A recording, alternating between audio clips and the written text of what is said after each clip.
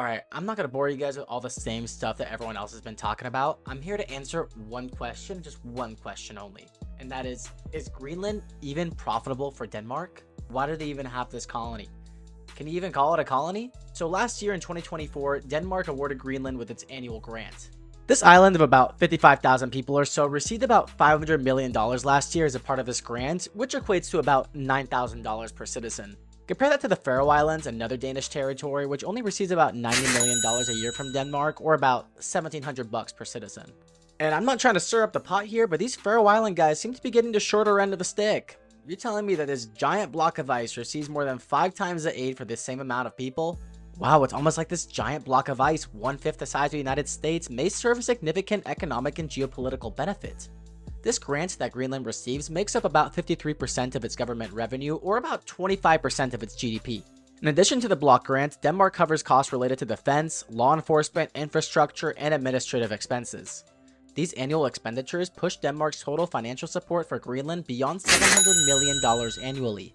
And while this appears like a major expense, it only makes up about 0.1% of Denmark's GDP. However, this subsidy is critical for Greenland's economic stability, and without Denmark's financial aid, Greenland would struggle to maintain its education, its public health system, and its public social services for all of its 55,000 people. The question remains whether Denmark sees any financial returns at all from all these investments they make into Greenland. Are these costs justified? Now let's look at the other side of the coin. Let's look into Greenland's economic contributions to Denmark.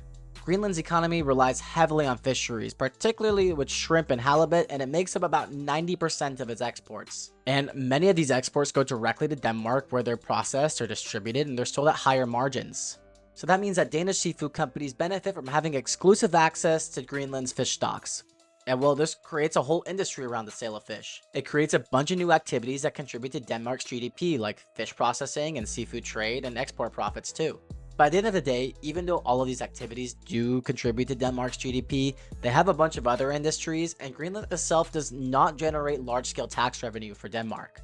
So now instead of looking under the sea, let's look at under the ground. Greenland is home to a plethora of rare earth minerals, including uranium and other critical resources to build modern technology with. However, large-scale mining operations have yet to materialize because of infrastructure challenges, environmental regulations, and plenty of political concerns. So Denmark does have an interest in Greenland's mineral wealth. If they do start extracting these resources, they could make a lot of money, and it could boost the economy over in Greenland as well. The problem is that there is a whole bunch of red tape that's in the way that is preventing them from being able to do so. Graphite, copper, nickel, zinc, gold, diamonds, iron are all confirmed to be nestled beneath the ice. But as of right now, Denmark has controlled this block of ice for over 200 years, and there's only one active commercial mine on the entire island. Because of this, President Trump does see Greenland as wasted potential. But the truth is, the indigenous population of Greenland, the Inuits, see this resource extraction as detrimental for their environments that they've lived in and called home for millennia. Greenland at the moment is mostly autonomous, which means that they do have autonomy over these operations and their resource management in their island. And that is something they value very, very highly.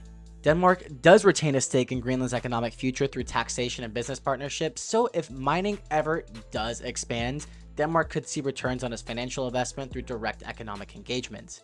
But as far as if the United States takes control, we'll see how a deal plays out, but it's unlikely that the Inuits would have any sudden change of heart.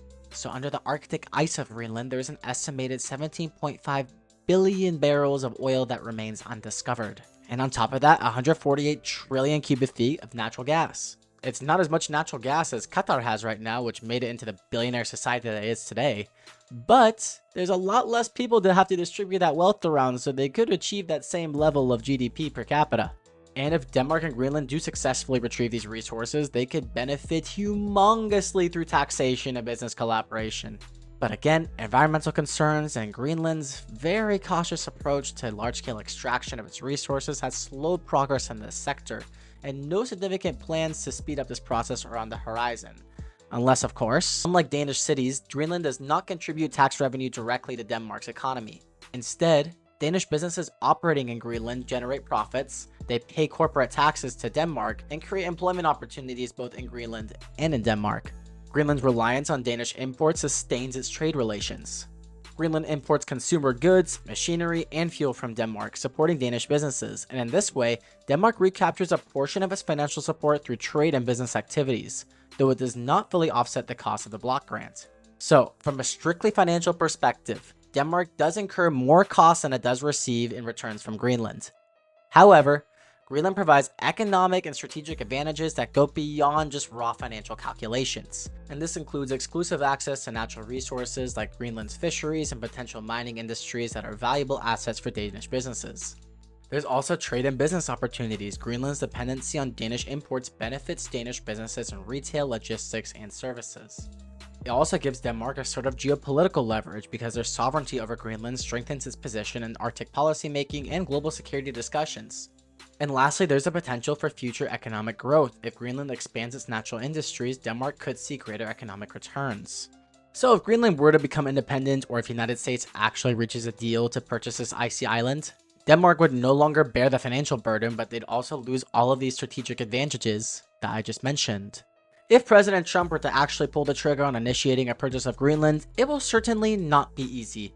Greenland's Inuit community has expressed strong opposition to increased foreign exploitation of their land, and a recent poll indicates that 85% of Greenlanders are against the idea of joining the United States. This reflects their desire to maintain autonomy and protect their own environment.